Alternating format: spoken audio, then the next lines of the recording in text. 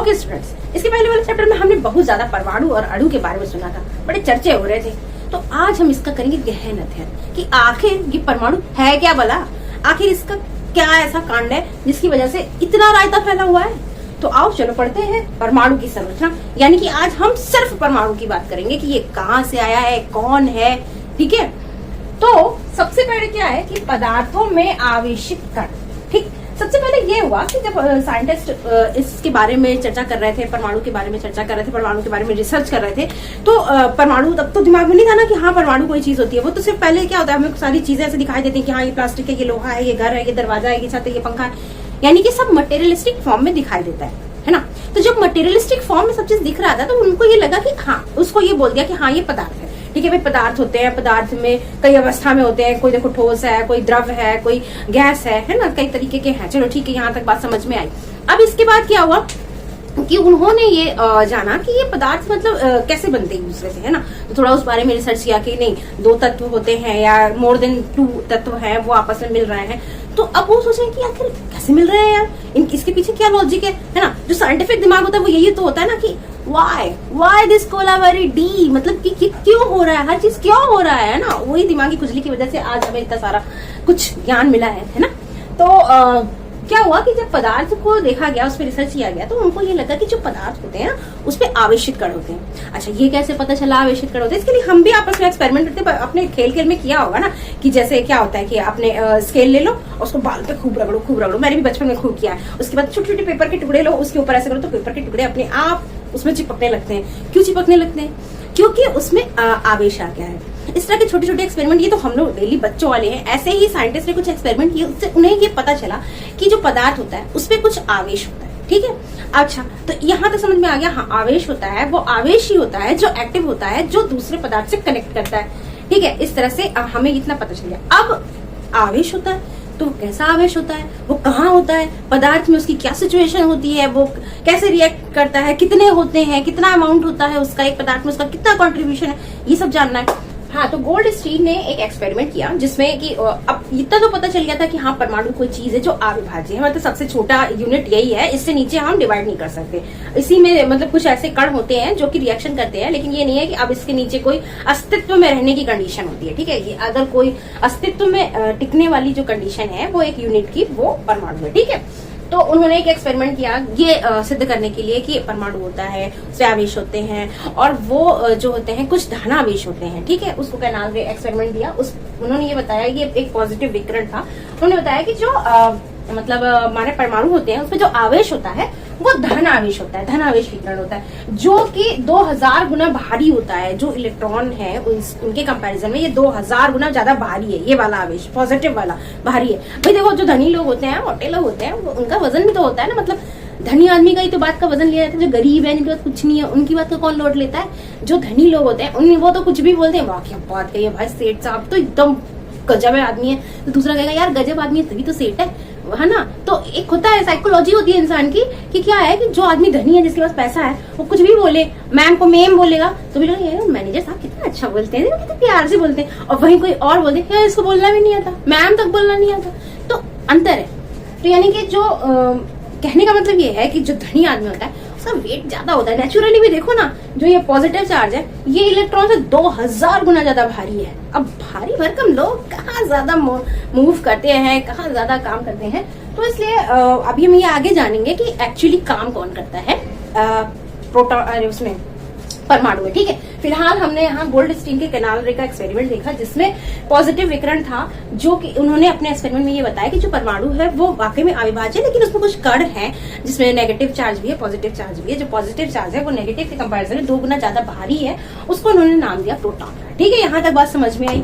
उसके बाद जो है परमाणु संरचना का, अभी इसके पहले वाले चैप्टर में हमने डाल्टन का परमाणु का वो देखा था, सिद्धांत देखा था। तो डाल्टन ने अपने परमाणु के सिद्धांत में क्या बताया कि हाँ सही कह रहे हैं सब लोग की, जैसे ये था ना कि फिलॉसफी में लोग बताते थे कि देखो भैया सारे पदार्थ का मूल एक है, सारी विश्व का मूल एक है, एक वही है जो सबके अंदर है, उससे ज्यादा कुछ नहीं है। तो ये फिलॉसफी थी। ठीक है, और फिलॉसफी को जब साइंस में कन्वर्ट किया गया तो हाँ ये माना गया कि सही कह रहे हैं, जो हर चीज है, हर चीज की शुरुआत एक डॉट से, एक यूनिट से होती है, वैसे ही जो पदार्थ है उसकी भी एक सबसे छोटी यूनिट है जिसको हम परमाणु कहते हैं, एटम कहते हैं।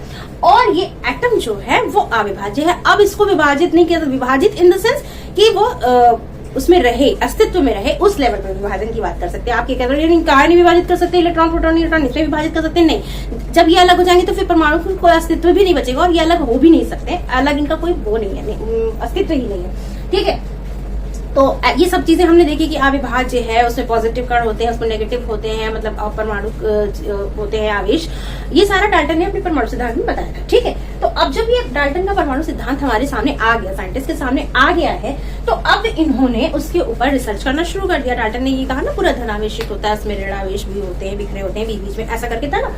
तो इन्होंने टॉमसन का परमाणु मॉडल, टॉमसन ने उस पर रिसर्च करना शुरू किया। अच्छा ठीक है, डाल्टन साहब ने ये बताया है कि जो है ऐसा ऐसा परमाणु होता है जिसमें पूरा धनावेश होता है, बीच बीच में कहीं ना कहीं ऋणावेश भी होते हैं, मतलब दोनों मिला के न्यूट्रल कर देते हैं। परमाणु ओवरऑल न्यूट्रल होता है, धनावेश और ऋणावेश इक्वल होता है, इसलिए वो पूरी तरह से उदासीन होता है। ठीक है, अच्छा अब तुमने कहा हम क्यों माने, है कि नहीं? साइंटिस्ट का यही एटीट्यूड होता है और ये सही एटीट्यूड होता है कि उधार का सच नहीं लेना चाहिए। मतलब किसी ने कह दिया, हाँ हमने देख लिया व्हाट्सएप पे कि हाँ फला आदमी ने फला किया, हाय ऐसा किया, अरे यार, अब आप अगले को बताने लगे बिना ये जाने कि उसमें कितना सच है। तो ये कितना आसान हो जाता है किसी को भी मैनिपुलेट करना। मतलब आपको सिर्फ अच्छे शब्दों में बुरी बातें लिख देनी है, बिल्कुल इलॉजिकल तरीके से कि फला समय में ये हुआ था, फिर ये हुआ था, फिर, और आपको क्या है, कोई काम नहीं है, दिन भर स्क्रॉल कर, हाँ इतनी बड़ी बात मुझे तो पता ही नहीं थी, फटाफट 10 लोगों को फॉरवर्ड करो, अच्छी खुशखबरी मिलेगी, और फिर ऐसे ऐसे करके आप एक फालतू की बात जिसका कोई सिर पैर नहीं है, आपने उसको बिल्कुल क्रॉस चेक भी नहीं किया कि क्या ये सच है नहीं है, इससे कोई मतलब नहीं है। व्हाट्सएप यूनिवर्सिटी पे आया, फेसबुक पे आया, आपने इसको शाश्वत सत्य मान के दुनिया को ज्ञान बांट दिया। तो इससे क्या है, इससे होता यही है कि जो असल में बात होती है वो नहीं पता चलती है, और जो रूमर्स होती है जिनका कोई सिर पैर नहीं होता है वो बन जाता है हमारा ज्ञान। इसलिए यूनिवर्सिटी चल रही है कि व्हाट्सएप यूनिवर्सिटी। खैर, आप होना ये चाहिए कि जो ये साइंटिफिक एटीट्यूड हमारे अंदर भी होना चाहिए। यही एटीट्यूड, इसका मतलब ये है कि आपके सामने कोई चीज रखी गई तो आप उसको अपने लेवल पे चेक कीजिए, क्रॉस चेक कीजिए कि उसमें कितनी सच्चाई है। वही चीज यहाँ पर हुई कि जब डाल्टन ने अपना सिद्धांत दिया कि भाई ऐसा है, परमाणु ऐसा है, उसकी संरचना ये है, पॉजिटिव नेगेटिव सब कुछ है उसमें, फिर वो न्यूट्रल हो जाता है। इन्होंने कहा अच्छा उसने ऐसा बताया है, चलो इसको चेक करते हैं कि क्या सही है। तो परमाणु का मॉडल जो है उन्होंने उस पर एक्सपेरिमेंट किया कि ठीक है अगर मतलब ऐसा है तो क्या बताया डाल्टन साहब ने, तो ये बताया ना कि हमारा जो परमाणु है वो इस तरह से है, इसके अंदर नेगेटिव चार्ज है, कहीं कहीं है। ठीक है, अब इस तरह से जब इन्होंने टॉमसन साहब ने अपने लेवल पे चेक किया तो इन्होंने बताया कि हाँ भाई ये बात सही है, नेगेटिव चार्ज होता है, इसको इलेक्ट्रॉन कहते हैं। और ये जो हमारा पूरा परमाणु है ये हमारे एक केक की तरह या तरबूज की तरह होता है, जिसपे जो पूरा रेड वाला पोर्शन है वो हमारा जो है धनावेशी है, पूरे में धनावेश होता है और बीच बीच में कहीं ना कहीं नेगेटिव चार्ज होते हैं। इस तरह से ये होते हैं और ये बैलेंस में होते हैं। इन्होंने इसको अप्रूवल दे दिया कि हाँ ठीक है, और इन्हीं को टॉमसन जी को ही इलेक्ट्रॉन के खोज का वो इन्होंने अपना नाम वाम दिया, इलेक्ट्रॉन, हाँ ऐसा होता है। तो ये ठीक है, तो टॉमसन ने इलेक्ट्रॉन की खोज की थी, ये ऐसा है। ठीक है, उसके बाद क्या हुआ, रदरफोर्ड का परमाणु मॉडल आया। अब जब ये वाला परमाणु मॉडल आया, अच्छा ये एक्सेप्ट कर लिया गया कि हाँ ठीक है, डाल्टन साहब भी ऐसा कह रहे थे कि मतलब होता है और उसमें इलेक्ट्रॉन न्यूट्रॉन, और इसको जो है जब इन्होंने टॉमसन जी ने अपने एक्सपेरिमेंट में चेक किया तो यही पाया कि हाँ ठीक है, परमाणु में धन आवेशित ऋण आवेशित दोनों इक्वल में होते हैं, और धनावेशित तो भाई धन है वो ज्यादा भारी भरकम होता है और ऋणावेश हल्का होता है। तो धनावेश इसका मतलब है कि मैक्सिमम धनावेश होता है परमाणु में और ऋणावेश मिनिमम होता है, कहीं नहीं होता है। ठीक है, तो इन्होंने कहा अगर ऐसा है, अगर परमाणु ऐसा है तो अब क्या है कि इन्होंने अपने लेवल पे उसको जानने की कोशिश की। किसने? रदरफोर्ड ने। अब रदरफोर्ड ने क्या किया कि अगर हाँ ठीक है, आप ये कह रहे हैं, टॉमसन कह रहे हैं और डाल्टन कह रहे हैं कि जो पूरा परमाणु है वो पूरा एक धनावेशित पार्ट है और उसमें कहीं कहीं ऋणावेश है, तो अगर मैं कोई धनावेशित चीज इसके ऊपर फेंकूंगा तो रिफ्लेक्ट वो हो जानी चाहिए, रिपेल हो जानी चाहिए, है ना। जो प्लस प्लस होता है वो एक दूसरे को विकर्षित करता है और प्लस माइनस होता है वो एक दूसरे को अट्रैक्ट करता है ना। तो उनके हिसाब से अगर ऐसा है तो अगर मैं कोई धनावेश इस पे फेंकूंगा तो क्या होगा कि क्योंकि पूरे में धनावेश है तो जितनी भी धनावेशित वो जो है रेज होंगी वो वापस हो जाएंगी, और जहां जहां नेगेटिव है वहीं जाकर वो आगे, और जहां स्पेस होगा वो आगे चल जाएंगी। खैर ये तो एक्सपेरिमेंट के बाद पता चला। तो उन्होंने कहा ऐसा होना चाहिए, ठीक है। तो अब क्या है कि परमाणु तो बहुत छोटा होता है, वो कहाँ से लाएंगे, मतलब उस समय की बात हो रही है जब परमाणु की खोज हो रही थी कि क्या है एग्जैक्टली परमाणु, तो वो कहाँ से लाएंगे। तो गोल्ड की उन्होंने पन्नी ली, ठीक है। गोल्ड क्या होता है, गोल्ड सबसे ड्यूरेबल होता है, मतलब सबसे ज्यादा जो है उसको आप पीट पीट के 1 ग्राम गोल्ड को बहुत ज्यादा लंबा आप कर सकते हो, उसको फैला सकते हो, स्ट्रेच कर सकते हो। उसके अंदर इतनी आघात वर्धनीयता, एक जो गुण होता है धातु में, वो गोल्ड में सबसे ज्यादा होता है। तभी देखते हो आप 1 ग्राम का इतना बड़ा सा इयररिंग बन गया है, 2 ग्राम का इतना बड़ा सा कुछ ऑर्नामेंट बन जाता है, वो इसीलिए क्योंकि वो बहुत ज्यादा स्ट्रेच हो सकता है। तो इन्होंने गोल्ड की पन्नी ली, ठीक है, और गोल्ड की पन्नी ली, इतनी पतली पन्नी ली जो उसकी मतलब मोटाई इतनी रह गई थी कि जितना 2000 या 1000 जो परमाणु है वो एक लेयर में इकट्ठा होते तो उतना मोटा होता, तो उतना पतला उन्होंने एक गोल्ड की पन्नी ले ली, ठीक है। अब गोल्ड की पन्नी पे उन्होंने पॉजिटिव चार्ज से बौछार किया, दैट इज अल्फा कण। अल्फा क्या है, वो हीलियम का जो नाभिक एक तरह से आपको समझो जिस पर 2 पॉजिटिव चार्ज होते हैं, तो यानी कि उन्होंने पॉजिटिव चार्ज वाली चीज ली, ठीक। अब पॉजिटिव चार्ज के अल्फा कणों को उन्होंने लिया और इसके ऊपर जो गोल्ड की पन्नी थी उसके ऊपर बौछार की। उनका ये था कि अब ये तो भाई देखो एक एटम है और मैं धनावेश ही फेंक रहा हूँ, तो धनावेश जब धनावेश पे जाएगा तो वो रिफ्लेक्ट होके आएगा, है ना, तो फिर क्लियर हो जाएगा कि हाँ जो आप कह रहे थे वो सही है। तो हुआ क्या, एक्सपेरिमेंट में हुआ क्या, बिल्कुल अलग ही चीज सामने आई। जो जितने भी उन्होंने जो है जब वो धनावेशित कण गए तो जब तो क्या हुआ, बहुत सारे तो सीधे निकल गए, कुछ तो सीधे निकल गए, बाहर चले गए, ठीक है, और कुछ क्या हुआ कि थोड़ा थोड़ा रिफ्लेक्ट हुए, थोड़ा बहुत कम अमाउंट में उनका डाइवर्जन हुआ, और बहुत सारे जो है वो वापस आ गए, बहुत सारे वापस भी आ गए, कुछ जो है रिफ्लेक्ट भी हो गए और बहुत सारे सीधे सीधे निकल गए। तो मतलब उनको समझ में नहीं आया कि ये क्या हो गया, मतलब इन्होंने तो ये कहा था कि पूरे में धनावेश है तो पूरा का पूरा धड़ धड़ धड़ टकराना चाहिए, कुछ ऐसा होना चाहिए जैसे कि एक उन्होंने ये कहा कि ये तो एकदम ऐसा हुआ कि जैसे कोई मतलब जिस हिसाब से परमाणु मॉडल दिया गया था होना ये चाहिए था कि जैसे कोई एक है बच्चा एक दीवार के सामने खड़ा है और उससे आंख में पट्टी बांधो, उससे कहो कि आप ईंट फेंको, तो वो जितनी बार ईंट फेंके उसको आवाज सुनाई देनी चाहिए क्योंकि पूरे में तो दीवार बनी हुई है ना। लेकिन अब अगर वो क्या कह रहा है, ईंट फेंक रहा है लेकिन वो कुछ साउंड नहीं आ रहा है, इसका मतलब है कि दीवार वहां नहीं है, तभी तो टकरा नहीं रहा, साउंड नहीं आ रहा है, उससे समझो टकरा नहीं रहा है, साउंड नहीं आ रहा है, इसका मतलब वहां खाली जगह है ना। तो उनका ये था कि ऐसा लग रहा है जैसे आपने एक टिश्यू पेपर पे तोप का गोला फेंका और वो वापस आ गया, हाँ, इस तरह का हुआ उनके साथ। उनको ऐसा ताज्जुब हुआ कि ये हुआ, एकदम रिवर्स, जो उन्होंने सोचा था उसका बिल्कुल उल्टा। तो इसका मतलब है कि जैसा बताया जा रहा है वैसा है नहीं, कुछ अलग है। अब वो क्या अलग था, उन्होंने कंक्लूजन ये निकाला कि ऐसा नहीं है जैसा बताया जा रहा है कि पूरे में रेड है, मतलब पूरे में धनावेश है, बीच बीच में ऋणावेश है, ऐसा नहीं है। जो परमाणु है उसमें मैक्सिमम जो जगह है वो खाली है और जो धनावेश है वो बहुत छोटी जगह पर है, कहीं बीच में बहुत छोटी जगह पर धनावेश है और ऋणावेश कहीं कहीं है, बीच बीच में कहीं कहीं उसके चारों तरफ है जहां पर से वो ऐसे विकर्णित हो रही है, इसका रास्ता बदल रहा है, आकर्षित हो जा रही थी यहाँ पर आके नेगेटिव चार्ज से कहीं कहीं, और बहुत सारी मैक्सिमम बाहर निकल जा रही थी क्योंकि स्पेस वॉर है।